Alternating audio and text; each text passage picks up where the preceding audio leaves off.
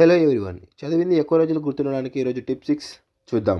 ఎక్కువసేపు చదవకండి. కాన్సంట్రేషన్ మొదటగా 5 నిమిషాల్లో నెమ్మదిగా పెరిగి తర్వాత ఏమవుతుందంటే ఒక్కొక్క మనిషి ఒక కెపాసిటీ ఉంటుంది. ఆ మనిషిని బట్టి 20-50 నిమిషాల దాకా ఉన్నత స్థాయిలో ఉండి తర్వాత నెమ్మదిగా తగ్గుతూ వస్తుంది.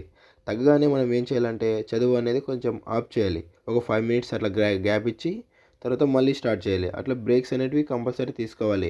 కంటిన్యూస్‌గా 2-4 అవర్స్, 3-4 అవర్స్, 5-6 అవర్స్ ఆ విధంగా కంటిన్యూ చదవకూడదు. అలా చదవడం వల్ల నాట్ యూజ్ అంటే మీకు ఎక్కువసేపు గుర్తుండదు అనమాట. ఈ విధంగా చదివితే ఏందంటే మీ కాన్సంట్రేషన్ లెవెల్ బట్టి మీకు అది గుర్తుండిపోతుంది. ఇలా బెనిఫిట్స్ ఉంటాయి. ఇదేదో చెప్పేటి కాదు.